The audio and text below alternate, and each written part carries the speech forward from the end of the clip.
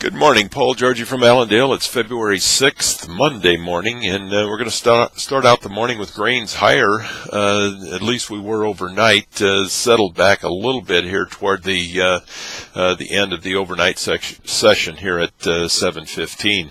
Not getting any support from outside markets, however. The dollar was up sharply, about 50 points higher as we speak. The crude oil's down about $1. Gold's down anywhere from $20 to $22 as we speak. So not getting that support that we would need to follow through here on the upside. I think a lot of the strength overnight's coming from technical buying, especially in the soybeans. We closed very strong on Friday, and more support coming in because of that, looking and heading toward that technical resistance level of around 1247 in the March contract, the key number that we need to watch, which is right up against those highs made in January, which is certainly a very significant number. Other news over the weekend.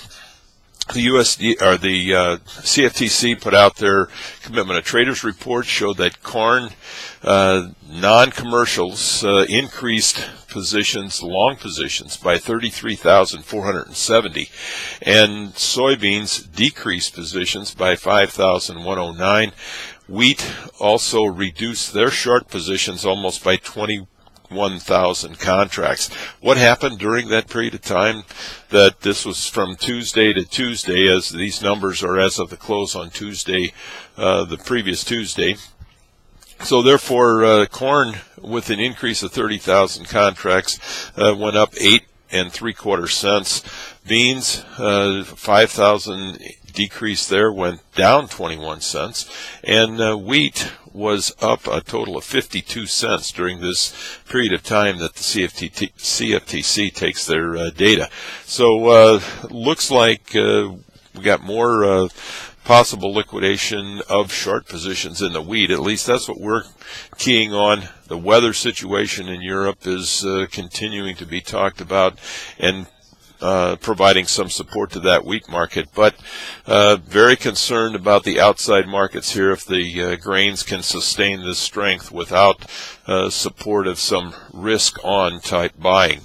The rain in South America was decent over the weekend, 85% coverage, anywhere from a ½ inch to an inch and a half, with more than that in some isolated areas. More rain is expected this week in Argentina. So it looks like the drought situation is over in most areas. There might be an isolated area that's still dry, but is it going to help the crops? It'll certainly help some of the soybeans, we believe, some of the double crop corn and soybeans that's growing down in that area. It'll help that some as we move forward here. But we've got the big USDA supply-demand report, the monthly report, coming up here on Thursday morning. Traders are going to be jockeying for position there and getting into position what they believe. What we're hearing more and more talk about the possible reduction in corn ending stocks. The USDA's got to reduce that, is what the word on the street is anyway. And we've seen strength in the corn market for that reason.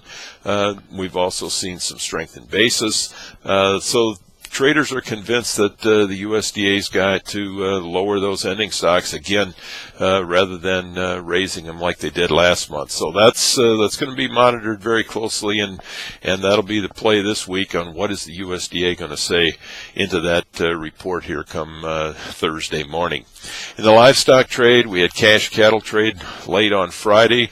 It's steady to $1 lower in the cash. Anywhere from that 122 to 123 area, where we traded 123, 124 last week.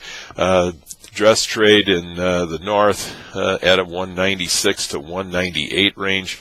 That would have been down anywhere from $2 to $4. The cutout value certainly not giving any support to the packer margins. We had choice beef was down 7 cents, select down 45. Technically, we took quite a bit off of the market on Friday. Would expect that we could open steady lower here, especially with the outside markets not providing any support.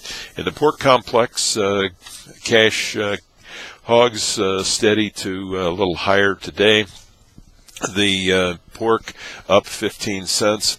Futures struggled along with the cattle last week, and would expect to see a steady lower opening here in the futures, unless things completely turned around in the outside markets, as the livestock trade seems to be influenced greatly by what's happening in the stock market, and these outside markets is what the pattern has been over the last several weeks. So a lot of volatility this week. Don't see anything different than normal there, but looking to get positioned ahead of the USDA report Thursday will be the key.